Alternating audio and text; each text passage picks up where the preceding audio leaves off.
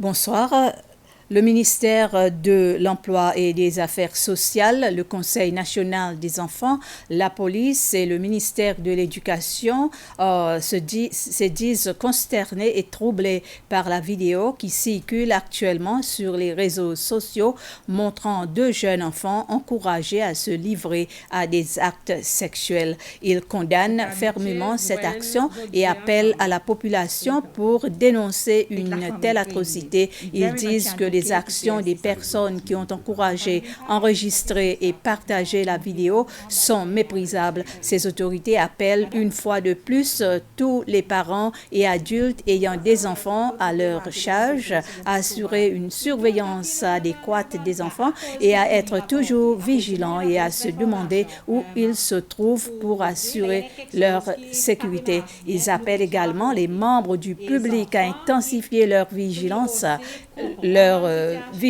et à continuer de faire leur devoir civique de signaler toute action préjudiciable au bien-être des enfants et l'incident d'abus que mettre sur eux. La division des services sociaux et la police ont ouvert leur enquête sur cette affaire et disent qu'ils veilleront à ce que les auteurs de cet acte atroce soient traduits en justice.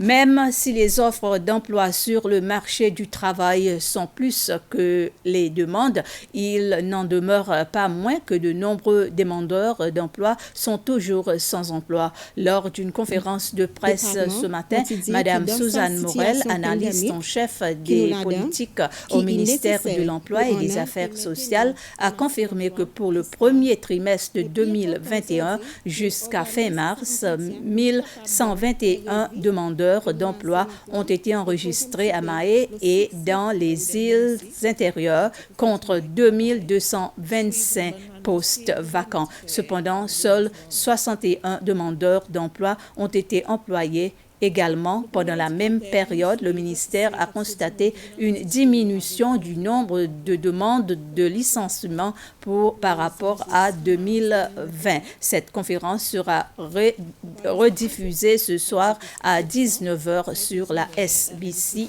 3. Le président de la République, Revel Ramkalawan, en tant que commandant en chef des SPDF, les forces de défense du peuple des Seychelles, a envoyé un message de félicitations à l'armée de l'air des Seychelles, les gardes-côtes, la police et le Centre national d'échange et de coordination de l'information, NISCC, dans l'interception récente d'un navire, ce qui a conduit à la saisie ultérieure de drogue illégale présumée dans les eaux des Seychelles. Le président a réaffirmé la détermination du gouvernement à garder nos îles sans drogue, surtout pour protéger l'avenir de nos jeunes.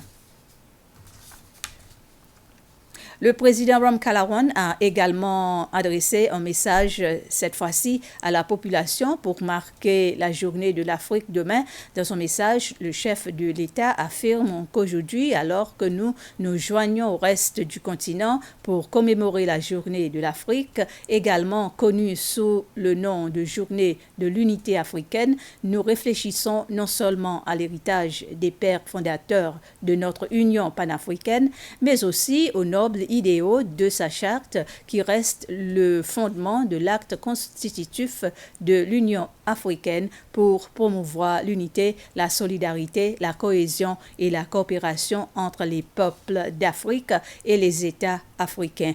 Le thème de cette année est au cœur de l'aspiration 5 de l'agenda 2063 qui envisage une Afrique dotée d'une forte identité culturelle, d'un patrimoine commun de valeurs et d'une éthique partagée. Le président dit qu'à cette fin, les Seychelles continueront à investir dans ces industries culturelles et créatives.